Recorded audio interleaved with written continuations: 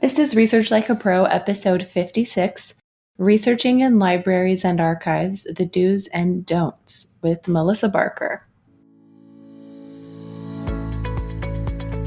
Welcome to Research Like a Pro, a genealogy podcast about taking your research to the next level, hosted by Nicole Dyer and Diana Elder, accredited genealogy professional.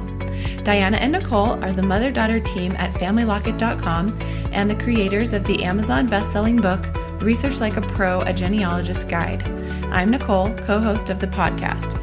Join Diana and me as we discuss how to stay organized, make progress in our research, and solve difficult cases. Let's go. Hi, everyone, and welcome to the show. I'm Nicole Dyer, co-host of the Research Like a Pro genealogy podcast. And today I'm here with accredited genealogist Diana Elder, my mother. Hi, Diana. How are you? I'm doing great. How are you, Nicole? Great. We're having fun today because we're talking with Melissa Barker, the archive lady. Everyone listening, we do actually record more than one podcast at once. So last week you probably heard us talking with Melissa, and this week we're talking with her a little bit more. So today's topic is do's and don'ts for researching in the libraries. But before we get into that, let's do a listener spotlight from Jamie Lee on Apple Podcasts. She left us the review that said, "Fun podcast. Great to listen to this mother-daughter team." Thank you, Jamie. We actually get that a lot, that being a mother-daughter team is fun and people like that. And, it really is the best thing ever. We love it. So we're lucky. We are really lucky.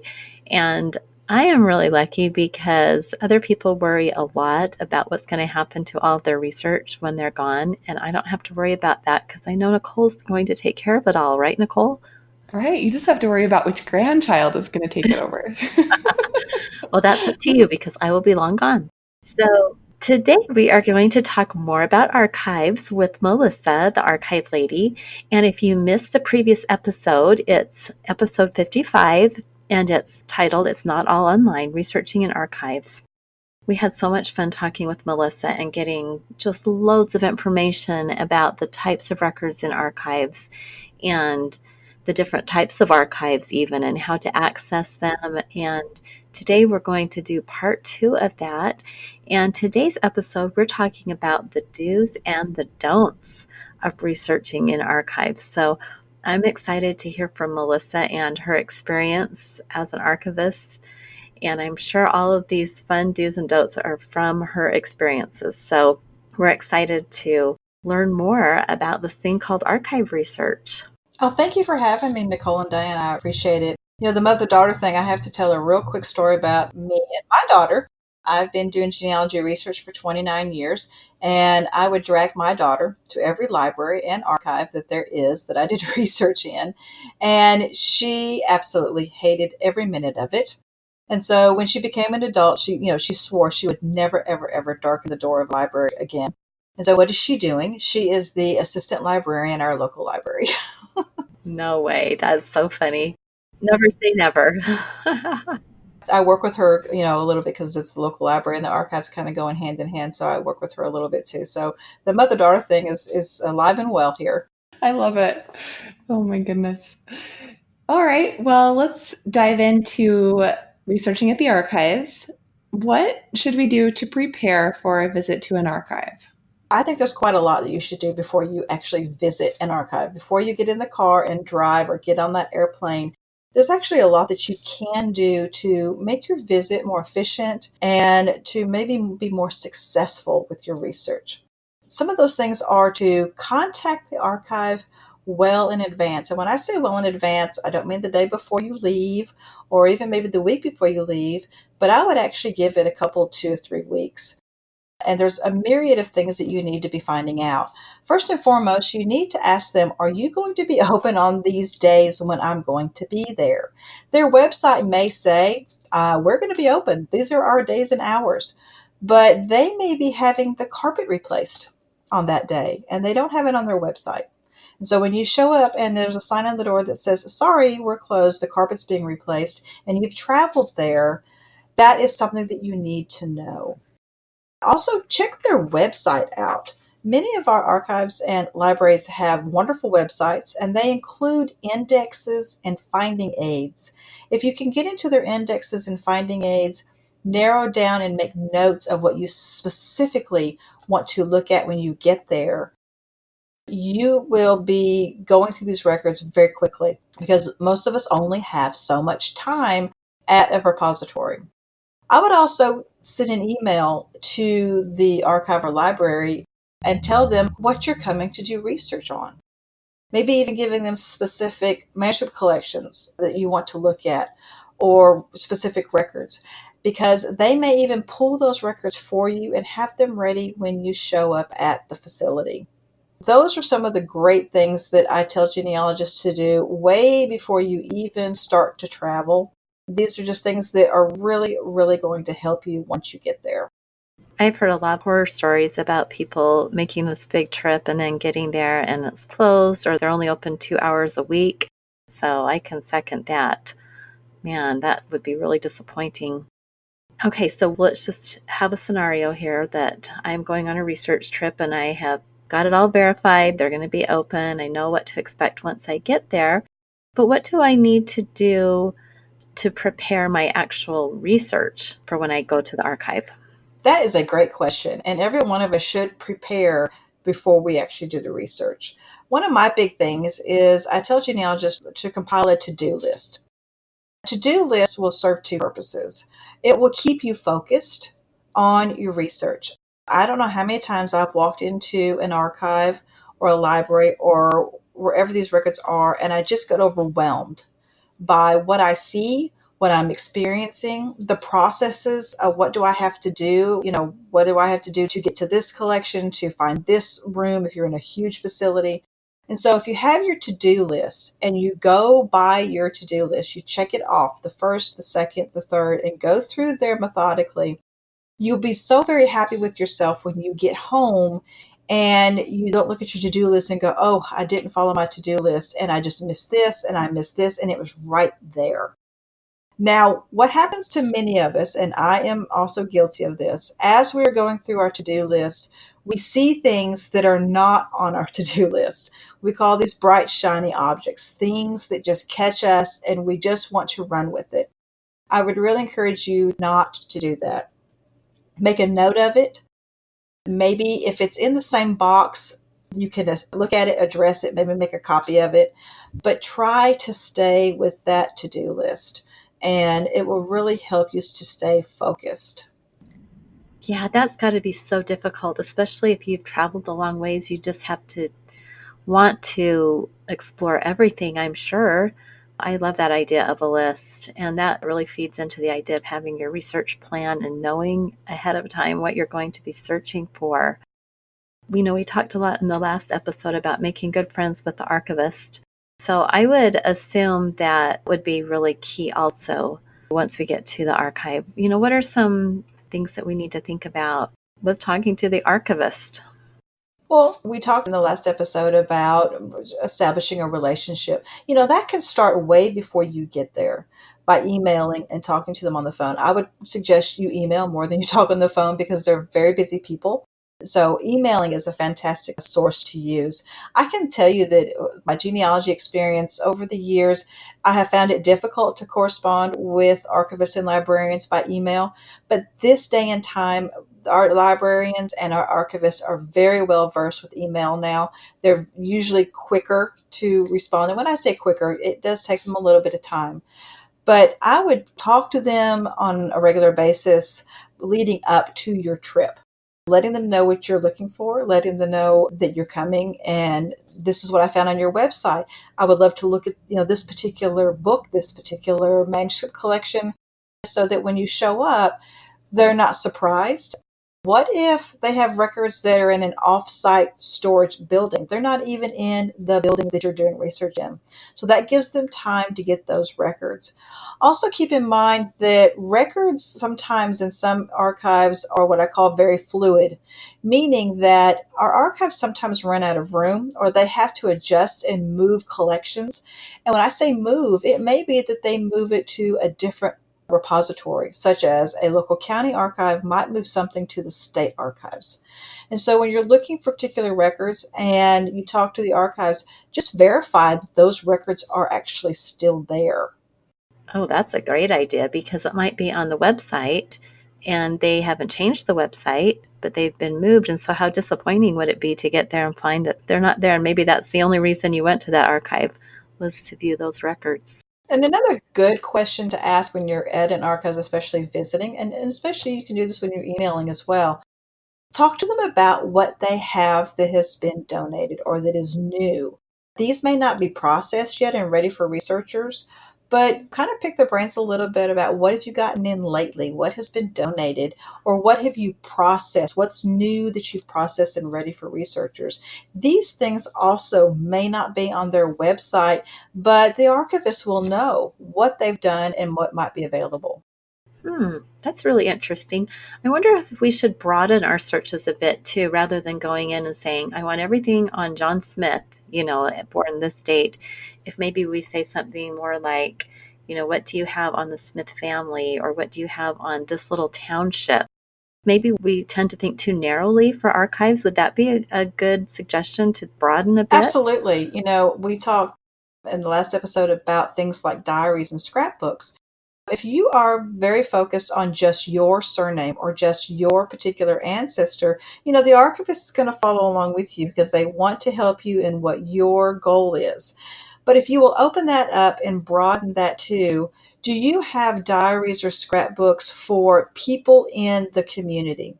And the reason I say that is because maybe your John Smith didn't do a diary or have a scrapbook, but some of his neighbor friends did them. And so maybe they have information in their records about your ancestor. So making that broad search and explaining to the archivist who you're researching, what area of town, what area of the county your ancestors were from, it might trigger the archivist's mind to think, oh, wait, we have this collection of records that might be of interest to you. I love that idea. So it's more like doing a subject search rather than a name search, trying to just think of some different types of things to give the archivist ideas for you. That's a really fun idea. Is there a way that we can, at the repository, look at like a list or kind of an index of all of the manuscript collections that are held there? Absolutely. Many of our archives will either have an in-house computer with an index of the finding aids or the collections on the in-house computer, or they may have those indexes in print form in three-ring binders or something. And so you just need to ask the archivist, do you have an index of your manuscript collections? Those will probably contain finding aids, and these also could be on their website. So it's also important to check there before you go. And you want to study, literally study the finding aid. The finding aid is going to be several pages. It's going to accumulate at the end with a contents listing, and that's really your main focus is the contents listing, because that's going to give you the box by box, folder by folder listing of what is exactly in the collection. Now, you might be just a tad disappointed when you look at the contents listing and you see a box that says correspondence folder 1, 1924 to 1927, and it doesn't list any surnames, but it gives you a little bit of the information that you think, okay, I might want to look in there because that time frame matches and that might help me. So that's another part of broadening our thinking. Looking for very, very specific things, you may miss out on some of the more broader things that might contain the information you're looking for. Yeah, that is really important. When you were talking about box 1, folder 3, correspondence, that makes me think of source citations because we're going to be so mad at ourselves if we leave that archive and have not gotten all the information for a source citation. So, do you have some tips for how do you do that on site as you're looking at these things?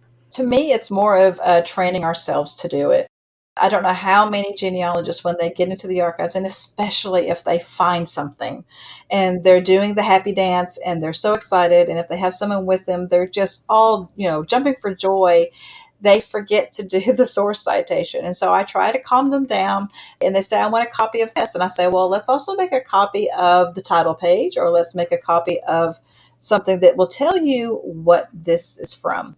And so what you can do for yourself is that on your to-do list, make yourself a note, source citations, or some kind of notation that you can visually see that will help you to remember to cite your sources at the repository. Because once you get home and you have all of these copies, and even if you're taking digital copies, let's say you're taking pictures with your phone or you have a handheld scanner if the archives allows it, the best thing to do, especially if you're using a book, if you found something in a book, take a photo of the title page and then of the page that you want.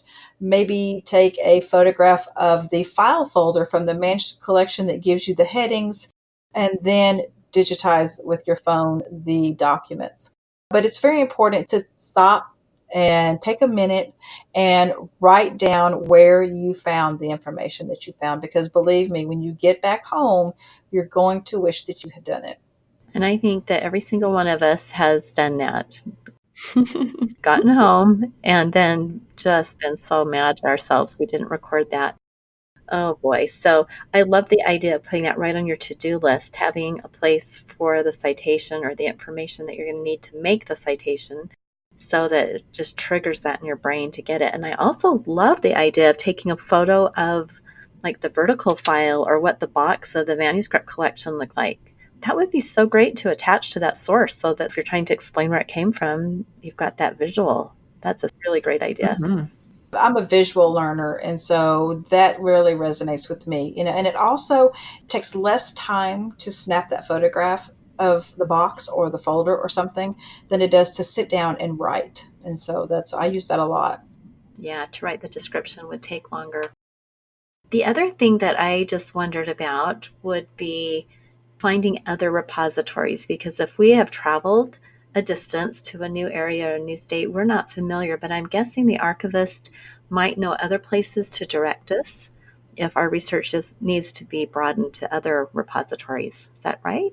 That is very right. One of the things that we as archivists encounter are people looking for particular types of records. And so you can imagine we get them over and over and over. And so when you're looking for a particular type of record and it's not at that particular archive, talk to the archivist and say, well, where do you suppose that these are located? And I can pretty much guarantee you that they've been asked it before. And so they have probably either looked into where they are or they know where they're at, and they can guide you to where those records are located. So always talk to the archivist about other archives in the area. Maybe there's a museum, maybe there's a historical society that collects records. Maybe they know that those records had been transferred to the state archives. It's always great to get the perspective from the archivist or librarian about where other records could be located. That's a great point. Well, let's go over some of the do's that we have covered. So, we've had some great advice about making a to-do list, asking about manuscript collections and vertical files. Do ask the archivist to refer you to other repositories, and definitely cite your sources before you leave the repository. So let's switch gears now and talk about some of the don'ts. What are some of the don'ts when visiting an archive? Before we go to the don'ts, one more do I want to give you that's probably one of the top ones that we should have talked about, and that is ask about parking. You don't think about it until you're there and you're circling the building going, where am I supposed to park? And I really was initiated into this when years and years ago when I started doing research at the Tennessee State Library and Archives in Nashville, Tennessee. It's only about an hour and a half away from me, and I call it my home away from home. And it's in downtown Nashville. And literally there were only about 10 parking spaces for this state archives. Finding out the parking situation of the facility that you're going to could be very, very important to you. And especially if you're not very mobile. I know that in Nashville, if those parking places are taken, you have to park at a parking garage and then walk uphill to the state archives. So put parking on your to-do list to check into. So some of the don'ts that you would need to think about is don't be surprised if when you show up at the archive, they want to search your belongings. Stealing of records has become very prevalent in the United States and other countries. Some people just take things. And so they're going to search your purses, your computer bags, anything that you bring in your backpacks, and they're probably going to search you when you leave. Don't be alarmed at that. They're just trying to protect the records that are in their care. They may ask you to put your things in a locker, so don't be surprised about that. They're perfectly safe, and they usually will let you take in maybe a pad of paper or a pencil, and sometimes not even that. Sometimes they'll give you the materials that you need. Don't be surprised if they ask you to put on gloves to handle particular items in the archives. I'm asked about gloves all the time, and over the years, the thoughts in the archives world about gloves has changed. Used to, they suggested you put gloves on for everything. Now they just want you to put gloves on when you're handling photographs. The reason being is because when you're handling any document, but especially the delicate documents, you cannot feel the textile sensation in your fingertips if you have gloves on. And so you can actually cause more damage handling documents with gloves than without gloves.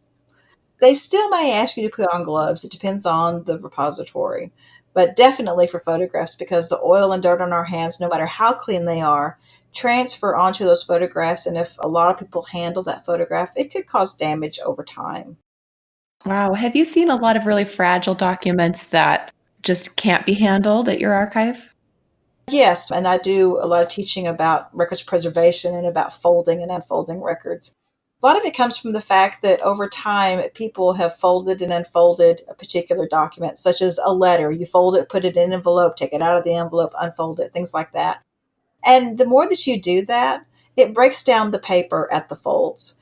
I've got a document that was folded down to like a 2 by 2 square. It's a regular piece of paper, but it had been folded down and unfolded so many times that all of those folds disintegrated, and the piece of paper actually fell into about 6 different pieces because of the folds. And so we kind of had to piece it back together. Wow. Many times in archives, what will happen is these more delicate documents will be digitized, and then the researcher is only allowed to see the digitized version on like an in-house computer. They may not even let you even hold the delicate documents. That makes sense because we really are trying to preserve things. So that's really good to know. Okay, so we've talked a lot about kind of some of the specific don'ts. What about with our research? We none of us want to be the annoying genealogist that gets in there and commits a bunch of errors when we're at the facility. So what are some things we should be mindful not to do when we're actually invited into the room to do our research? I would say probably the biggest one and the most important one that archivists really do not want to hear is, I want copies of everything for my Smith family. Or even if it's an unusual name. If you come in with the request that I just want copies of everything, please, it's difficult for us to say, okay, we can do that for you. We understand you just want copies of everything, but we don't know what that everything is. And so it's up to the researcher to do their own homework, to go about this methodically. You may have to make several trips. You may have to do a lot of it through phone calls or emails, but we need to be specific with our requests to the archives, because then they'll be much abler to help you find what you're looking for. So that is probably number one, to be specific with your request. Don't expect to find every record collection indexed. This is kind of a big one. When researchers come in and we tell them, oh, well, we have this collection of records, and the genealogist asks, well, where's the index? Or is this person in there? Many times we haven't gotten to that collection yet to get it indexed. Indexing takes a lot of time and man hours to do. And so don't expect every record collection to be indexed, and don't expect every name to be in the index. For instance, court records. Many of our court record indexes only include the defendant and the plaintiff. They don't include the witnesses. They don't include the others that were involved in the case.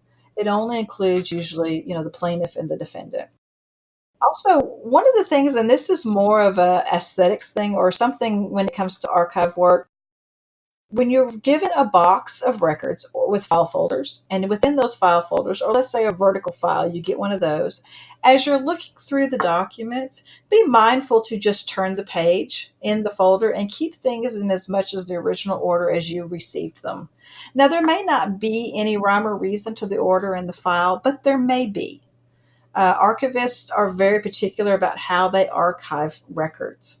And so if you see that there is a file folder that you're looking at and it has several documents, just try to keep it in the same order that was in the file when you got it. Well, I know that can make a difference with source citations also, because if you are citing, like say the third paper in the vertical file for your ancestor's name and somebody rearranges it, then that's going to mess up anybody who cited it like that in the past. That's a great point. We should just keep them in order.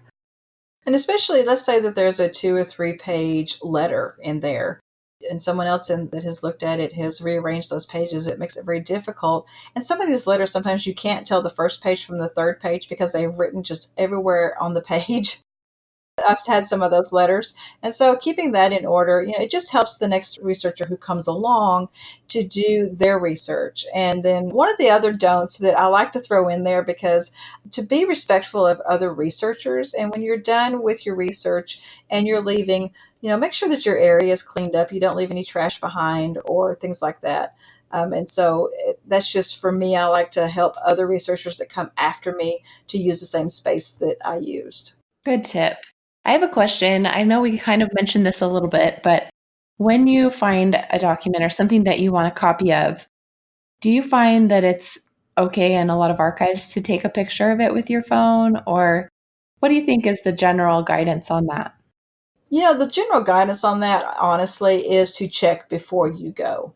That's one of those things I'd put on that list of checking before you actually travel, because each archive is truly different. Where one will allow you, the very next one you go to won't, and then the next one will, and then the next three won't.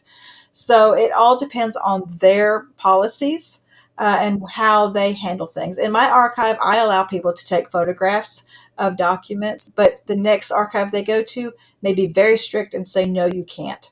So it's always a good idea to know that up front instead of finding it out on the spot when you're trying to take a picture and the archivist tells you you can't do that.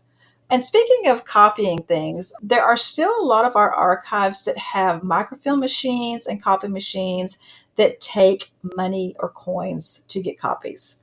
They have not been able or afford to update. And so make sure that you know that ahead of time and bring those rolls of quarters or dimes that you need with you to the archive so you're prepared. That is a really good idea. I don't often have a lot of quarters, but that would be so disappointing to not have what you needed at the archive to copy what you found. All of our archives are slowly transitioning into these digital, the microfilm machines that you can email you yourself the document or put it on a thumb drive. But there are still those places that just cannot afford those upgrades. And so it's important that you find that out before you get there. One last question that I have. So, not being able to travel to the repositories that we want to, I feel is a big concern for a lot of genealogists. And I think that calling and asking the archivist to look something up for you just seems like we're putting them out. So, at what point is it okay to ask for them to help you look up something? And on the other end of that, should we be hiring a researcher to go in and do the research in the archives? Like, what is kind of the guideline that you have found on that? Again, it depends on the individual archive. I find that many of our archives now are presenting their fees for actually doing research for you. So that's again generating revenue for them to keep their archives open. Contact them, ask them, look on their website. Maybe they have guidelines there. Ask them about doing research or pulling a record and sending you the copy or the record. As far as hiring researchers, I am all for that. We have researchers that come into my archives that are doing professional genealogists that are doing research for their clients. I would suggest that whoever you hire, it's someone that is in the area, knows the area, and talk to them about their client work, who they worked for in the past, and see how long they've been doing it. and kind of pick their brains about see how knowledgeable they are. But I'm all for hiring someone in the area because, you want someone sometimes that have their boots on the ground that can actually go and trudge through the records for you to find what you're looking for. But also don't forget, it takes a little more effort and it takes a little more time. But if you do the email route, the phone call route, even writing letters, I actually, and I don't tell everybody this, but I actually still write letters to one specific place, and those are funeral homes. My trick with funeral homes is this.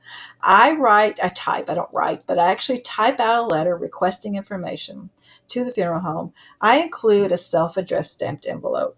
What the self-addressed stamped envelope does is it almost makes them required to respond. They may respond with, we don't have anything or whatever. But if you send them the envelope, it's almost like, oh, I have to answer her. And many times they'll go ahead and copy the records. Okay, fine, I'll send you the records. So I've been doing that for 29 years, and I've only had 2 funeral homes tell me they will not send me records because one said they were considered a private business and they wouldn't do it, and the other one just flat out refused. They said we're too big, we don't do that. But I've been contacting a lot of funeral homes that way, and I have a lot of success. Now, a lot of these funeral homes have websites, they have emails. I still don't do that. I still send my typed letter with my self-addressed stamped envelope. I love that. That's great. I love hearing how other people get their records. It's so fun. I learned something from everybody, and I feel like we have just learned so much from you, Melissa. It's so great getting the insider story of these archives. Now I just really want to go visit one tomorrow. That was my goal, is to get people excited about archives and to want to go there, to want to contact them, find out what records they have.